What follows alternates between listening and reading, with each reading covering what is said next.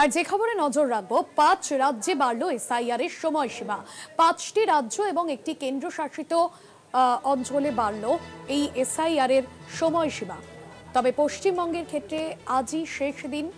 SIR এর সময়সীমা বাড়ল ৫ রাজ্যে। নির্বাচন কমিশনের প্রেস নোটে বিভ্রান্তি। নির্বাচন কমিশনের প্রেস নোটে বিভ্রান্তি। গুজরাটে এসআইআর এর সময়সীমা বাড়ছে কি? নির্বাচন কমিশনের তরফে ইতিমধ্যেই যে প্রেস বিজ্ঞপ্তি দেওয়া হয়েছে, যেটা আপনাদের স্ক্রিনে তুলে ধরছি, সেখানে একটা বিভ্রান্তি তৈরি হয়েছে। তালিকার ২ জায়গাতেই গুজরাটের নাম রয়েছে, আর সেই জায়গা থেকে বিভ্রান্তি তৈরি হয়েছে যে গুজরাটের ক্ষেত্রে কি সময়সীমা বাড়ছে। নির্বাচন কমিশনের প্রেস নোটে বিভ্রান্তি তৈরি হয়েছে। ৫ রাজ্যে এসআইআর এর সময়সীমা বাড়ল। তবে যে প্রেস বিজ্ঞপ্তি দেওয়া হয়েছে ইলেকশন কমিশনের তরফে, সেই বিজ্ঞপ্তি ঘিরে প্রশ্ন উঠছে, বিভ্রান্তি বাড়ছে। সময়সীমা বৃদ্ধি, সময়সীমা একই রাখা, এই দুটো বিষয় নিয়ে বিভ্রান্তি বাড়ছে। তালিকার ২ জায়গাতেই গুজরাটের নাম রয়েছে।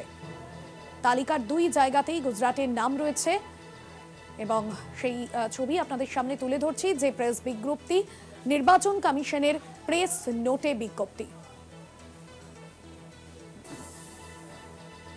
গুজরাটে এসআইআর এর সময়সীমা কি বাড়ছে তা নিয়ে প্রশ্ন উঠছে। সময়সীমা বৃদ্ধি এবং সময়সীমা একই রাখা।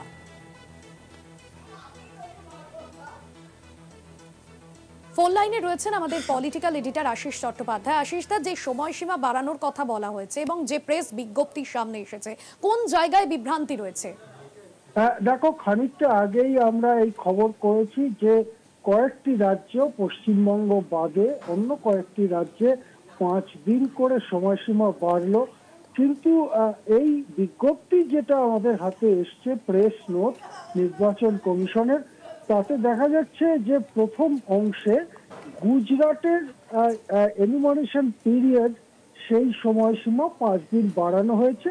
14 ডিসেম্বরে সেটা শেষ হওয়ার কথা ছিল, সেটা 19 ডিসেম্বর করা হয়েছে। এটা স্পষ্টভাবে লেখা আছে।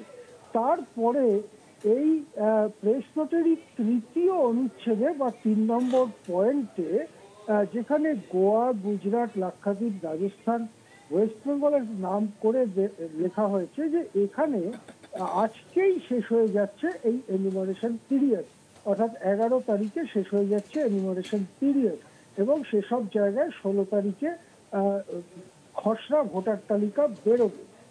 সুতরাং এই 2 জায়গায় গুজরাটের ব্যাপারে দুরকম তথ্য দেখা যাচ্ছে।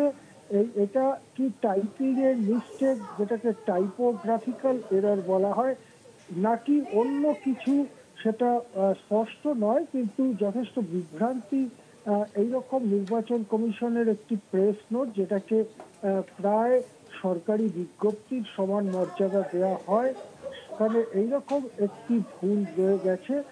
সেটা দেখে স্বভাবতই একটা বিভ্রান্তির সৃষ্টি হয়েছে। হ্যাঁ, একদমই। ধন্যবাদ জানাবো আশিস দা আপনাকে। আমাদের পলিটিক্যাল এডিটর আশিস চট্টোপাধ্যায় ছিলেন ফোন লাইনে।